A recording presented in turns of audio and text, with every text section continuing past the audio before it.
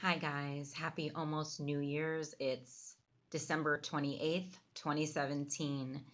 And I apologize to you guys for not making another video for about 10 months. I'm actually working on a series of different videos about 3 or 4 different subjects that I'm dealing with right now. The goal with my videos is really to help people. My first video that I did was for non 24. I really didn't think a lot of people would watch it. I got quite a number of people watching it, and I thought, you know what? There's people that need this information. Let's get it out there because really not much information is out there about non 24. And I'm really frustrated about that actually, and I want to make a change, and I want people to understand that although there's no cure for it and there's really no research being done for sighted people, I want you to feel that you have support and that you don't feel alone is the most important thing. Many people that have non 24 or other very serious circadian rhythm disorders wind up feeling very alone and isolated. I happen to be one of those people, um, which is why I'm making these videos because I figure if I'm going to suffer like this and be isolated, why not try to help other people? I mean, I feel like there's a reason when people get ill with something or they're afflicted by a certain disorder that we're not supposed to just suffer in silence. I feel like on a spiritual level, we get certain disorders so that we can learn something and pass on the knowledge. So at this point, I really want to help people with all this information. And what I want to tell you is something real quickly that I found out. I'm not sure if non 24 is actually the disorder that people should actually be worried about when they have the symptoms of non 24. I have recently found out that non 24 actually comes along with other disorders and diseases. So it could be, I think, a side effect of certain things. And what I want to tell you is if you do have non 24, which I will make another video about actually what it is and how it manifests, so you can understand what non 24 is, how it manifests in each person. Okay. You can get information about it on the internet, but I will make a video about how it manifests in me because I have more of an irregular sleep cycle. A lot of people with non 24 go all the way around the clock, and that's actually classic non 24. Mine kind of goes backwards, forwards, and then I skip days of sleep. So some people have told me it sounds more like irregular sleep wake disorder. I still say non 24, and there's a reason for that. But it really doesn't matter because there's no cure for non 24 anyway, right? So you can call it whatever you want to call it. The bottom line is I have no circadian rhythm. So when you have a circadian rhythm disorder, which is not insomnia, it's way different from regular insomnia. It is not caused by anxiety. It is a neurological problem in the brain. And a lot of doctors don't even acknowledge it. And family members don't understand what it is either. Sometimes you have family members that don't understand. They call you lazy. They make you feel like you are making it up so you don't have to spend time with the family or do certain tasks or certain jobs or if you don't want to work. Well, it's not what it is. I would give anything, anything to have a normal sleep cycle, to be able to work like a normal person. I was an artist for many, many years. I danced ballet 15 years. I sang, I acted. I wanted so much to be in the entertainment industry. My dream after I stopped dancing was to be on a sitcom. And I wanted to have a regular schedule every day. People that are actors have to be on sets for very long periods of time. But if you have a circadian rhythm disorder or sleep wake disorder, which is a circadian rhythm disorder, you can't be depended upon to have a regular schedule. You don't have a sleep wake time. You don't have irregular eating times. Or, sorry, you don't have regular eating times. You don't have regular appetites. You don't have regular energy levels. So, all these things that people have normal, people with a circadian rhythm disorder just don't have it. And I'm 49. I spent many, many, many years trying to put myself to sleep at night, wake up in the morning, have a regular job, go to auditions, work regular jobs, do regular people things, eat regular meal times. I couldn't do the simplest things. I couldn't even go meet somebody for lunch or meet somebody for dinner or get up and eat breakfast and go to the gym. I couldn't do these things. I couldn't make a plan to eat a meal and go work out or eat a meal and take my dogs out for a walk or go join a friend for lunch or a movie or a theater show.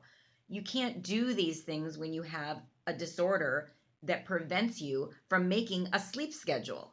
So, what I've recently found out since I made my first video was that I'm in a group, I'm in a support group, which you guys can find on Facebook. There's many support groups for circadian rhythm disorders and non-24. I'm in one on Facebook for non-24 disorder. There's several of them, so in my next video, I'll let you know specifically which one it is if you want to find the one that I'm in. But you can find great information and support all over the internet. Facebook has some great groups. But while I've been in this group, I've met some mothers that have daughters that were my age when my sleep disorder started to really take effect. For me, it started around age 14 is when I started to really notice it. However, as a young child, my mom had a very hard time putting me to sleep at night. I was the type of child that always wanted to stay up late at night as a baby, as a child. But I was always wanting to take naps. So it was very easy for me to fall asleep in the afternoon and very hard for me to go to sleep at night. So my mom would try to like keep me from napping, but I would always fall asleep. So I had circadian rhythm problems there, but it was never really, nobody ever really thought, okay, it's a problem. They just thought, okay, she's sleepy during the day. It tends to get pushed under the rug. And I was a great student. And even with my sleep problems, oh my gosh, I have a cat that's outside, of course, in the middle of my video wanting to come in. So I have to move my video, walk around here, let the cat in. I was hoping I wasn't going to have an interruption during my video, but I'm going to have a little interruption. So make this a little more human. Come on in, little guy. Okay. In, out, all night long. So now I got to get this camera. I didn't want it to be shaky. Okay. So like I was saying, as a child, I had these problems where I was I'm trying to get this settled here. I wanted to stay up more at night. And it wasn't that I wanted to, it was my body wanted to. That was the natural time frame for my body to be awake. I knew I wasn't going to be able to get this camera straight again. I'll just hold it. My arms are going to get tired. So anyway, let's go back to basics, what I was saying. What I recently found out in my non-24 support group is that these mothers, there's two mothers in there that have teenagers that have sleep-wake disorder, or I would say non-24. I found out that they're both on the autism spectrum, these kids. It's much seen in people that have autism or any other autism spectrum disorder. I have never been diagnosed with autism. However, I am learning as time is going on that I may have another disorder called Ehlers-Danlos syndrome. I'm going to make videos on that. It is a collagen disorder. It's genetic. So is autism. So are other autism spectrum disorders. So my point is not to get caught up in all these disease names. My point is that non-24, I believe from the research that I'm doing, is a side effect, is a symptom of other neurological disorders or genetic disorders. Maybe that's why there's no cure for non-24, because the disorder starts with another genetic disorder. And so the sleep-wake disorder is a problem in the brain, okay, where your brain can't get the rhythm, the circadian rhythm. There's a part of your brain that controls that. So autism and the disorder that I feel that I have, this Ehlers-Danlos, also have a problem with regulating the brain. My disorder that I believe I haven't yet been diagnosed with Ehlers-Danlos, but I have a lot of symptoms of that, and I will make videos on that. If you guys have any questions about Ehlers-Danlos, feel free to ask me about that. You can please leave as many questions as you want in the comment section. I'm going to try so hard to answer questions, to be there for you guys.